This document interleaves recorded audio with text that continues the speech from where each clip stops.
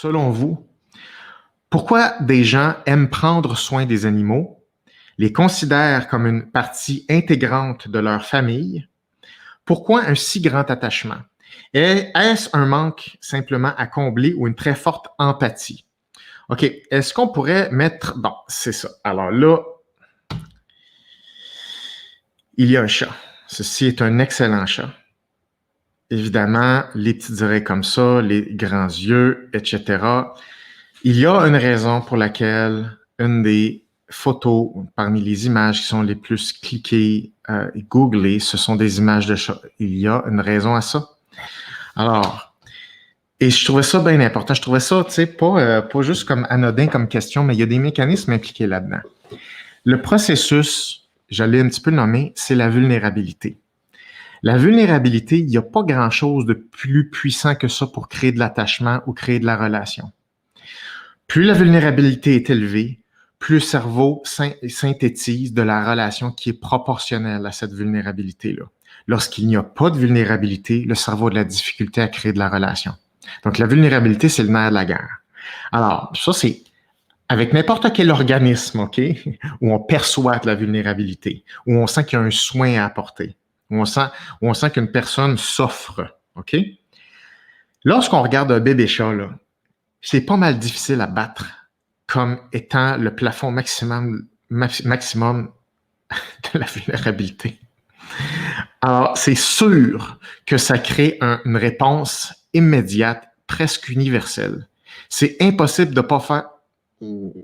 OK? C'est extrêmement difficile.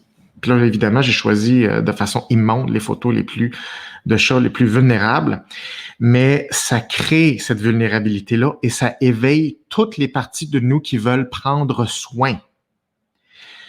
Là, je pars des chats, mais ceci s'applique aux humains. L'autre chose, hein, lorsque la vulnérabilité est élevée, par exemple, lorsqu'on regarde un petit chat ou avec des animaux, c'est que les animaux ne manipulent pas facilement les humains. Les animaux, c'est très raw.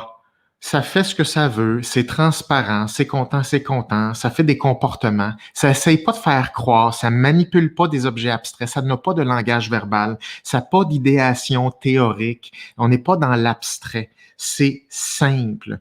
Donc, l'indice de manipulation est faible. Et la manipulation, ça a tendance à minimiser la vulnérabilité. Lorsqu'on se sent manipulé, on sent qu'il faut protéger notre vulnérabilité, ce qui inhibe la relation. Alors, les animaux, c'est l'antipode de ça. Ils sont 100% vulnérables à nous. Et en plus, on a un pouvoir hiérarchique parce qu'on est au-dessus hiérarchiquement. On a un pouvoir absolu sur les animaux. Donc, on est très fort hiérarchiquement. Notre anxiété est extrêmement faible, c'est-à-dire que c'est pas vrai qu'on va donner le pouvoir aux animaux de nous rejeter. C'est nous qui allons dicter qu'est-ce qui va se passer. Donc, 100% de contrôle est de notre côté et le maximum de vulnérabilité est du côté des animaux. C'est la formule du caring, si on veut. Donc, ça, c'est la raison principale. L'autre chose, ceci s'applique aux humains parce que les mêmes concepts s'appliquent aux humains dépendamment de la physionomie. Il y a des physionomies qui inspirent plus de vulnérabilité que d'autres. Alors, il y a tous des courants de pensée en psychologie, principalement psychanalytique. C'est moins de la neuro, là, étudier ce genre d'affaires-là ou de la TCC. Mais en psychanalyse, on étudie des concepts très Jung, de Carl Jung, qui sont les archétypes. Les archétypes, pour faire un mot très court là-dessus, ce sont les stéréotypes d'humains, les modèles d'humains, physiquement ainsi que leur fonction sociale. OK?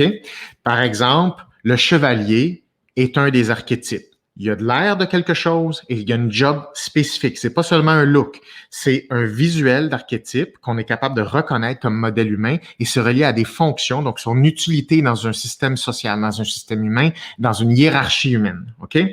Il existe toutes sortes d'archétypes, comme par exemple le sorcier ou le magicien, le clown, l'enfant, la mère. Ce sont tous des modèles d'humains qu'on reconnaît, ça existe dans la vie. Et ils ont tous et toutes des looks stéréotypés de façon, je vous dirais, très classique. Maintenant, c'est moins stéréotypé, mais ils ont des fonctions sociales, on peut les reconnaître. Aujourd'hui, ces modèles-là, ces archétypes-là sont moins stéréotypés. Maintenant, c'est des hybrides, mais on est capable de les reconnaître. D'ailleurs, pour les gens qui vont s'inscrire dans la formation Préca, qui est une autre formation avancée que j'ai pas encore publicisée, là, mais je vais vous en reparler le mois prochain. Je parle de ça, ces modèles-là d'archétypes, comment on les reconnaît, comment on crée les hybrides, comment les gens choisissent leur rôle en fonction de ça, l'impact de la physionomie naturelle d'une personne, l'impact de l'image, etc., etc. Et donc, comme un petit chat, il existe des modèles d'archétypes qui s'approchent de ça. Et le modèle, on l'appelle, il y a différentes façons de le nommer. Il n'y a pas une seule façon de nommer les archétypes. La poupée ou the doll. Si on pourrait montrer une image, la première image, l'autre, s'il vous plaît, Valérie. Alors, je vous montre un exemple de ça. Okay? C'est un personnage de film, OK? Du film Sucker Punch, pour ceux ou celles qui l'ont vu.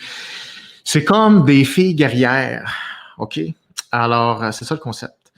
Et l'héroïne de ce film-là, c'est elle, ici. Et son casting, ce qu'on appelle le casting, qui est un archétype en cinéma, il faut choisir les personnages en fonction d'un casting naturel, dans le fond, en fonction de l'archétype naturel pour que le spectateur à l'écran voit facilement quel est le rôle et la fonction de ce personnage-là. Si le spectateur a de la difficulté à comprendre le rôle d'un personnage, il y a beaucoup de difficultés à s'attacher au personnage. C'est pour ça que les agents de casting font un travail extraordinaire. Et un casting qui est manqué, tu passes à côté de ton film parce que les spectateurs savent pas c'est quoi le rôle des personnages. Donc, c'est pour ça qu'il y a du typecast. C'est pas de la discrimination, ça n'a pas rapport avec ça. Ça sert à organiser qui fait quoi dans le film. C'est tout à fait normal. Alors, cette personnage-là ici est castée pour avoir un casting de doll ou de poupée. Alors, elle a un visage rond, elle a une peau très ronde, des grandes lèvres, des grands yeux. Elle a été évidemment rehaussée avec son accoutrement, avec des lulus, donc elle est proche de la poupée. OK? Puis pourquoi je vous parle de ça? C'est qu'une des armes principales de ce casting-là, c'est le fait qu'elle est extrêmement vulnérable juste en la regardant. Donc, lorsqu'on regarde un casting de doll, c'est très difficile d'être fâché contre elle. Et c'est son arme. Donc, chaque casting ou chaque archétype a ses armes sociales. Les armes de la doll, c'est qu'elle déclenche une vulnérabilité et on n'est pas capable de se fâcher contre elle. Comme essayez de vous fâcher contre une fille de 5 pieds et qui a de l'air de ça, puis qui te regarde comme ça, comme un petit chaton. C'est très difficile, c'est très contre-intuitif. Puis tu as le goût de dire « toi, fais-moi plus ça », puis en tout cas, tu sais, c'est ça. Alors, les humains ont différents types de casting, différents types d'archétypes, et chaque humain fait le mieux qu'il peut avec son archétype pour utiliser des pressions et des impacts sociaux pour tirer son épingle du jeu. Donc ça, c'est un archétype. Est-ce qu'on pourrait switcher à la deuxième image, Valérie, s'il vous plaît? Alors, voici ce qui est intéressant dans le film, c'est que, évidemment, c'est moins intéressant un archétype qui est pur, parce que c'est un peu dépassé. C'est trop stéréotypé pour les courants actuels. Fait qu'on crée des hybrides, naturellement. Et dans la vraie vie, c'est tellement hybride que c'est rendu difficile souvent de déterminer des typecasts ou des archétypes. Souvent, tu en as 3-4 des couches superposées, puis il y a toute une analyse de ça. C'est super intéressant. Précog, tout le monde. Donc, on voit là cette image-là, on l'a mixée. On l'a rendu une poupée, mais avec une épée. Fait que c'est une poupée avec l'archétype de guerrière, OK? Ou d'Amazon, si on veut. Fait que souvent, on essaie de faire des hybrides, puis des hybrides qui sont opposés. Comme ça, on essaie d'avoir le meilleur des deux mondes. Fait qu'on veut que la poupée soit forte des fois, puis on veut qu'elle reste poupée des fois. Donc, voilà, ça fait partie toutes des scénarios, des castings et de comment on gère cette image-là pour créer des impacts interpersonnels. Donc, voilà. Alors, le chaton m'a amené à parler des archétypes. Je ne m'attendais pas à parler de ça ce soir, mais c'est un sujet qui est absolument fascinant.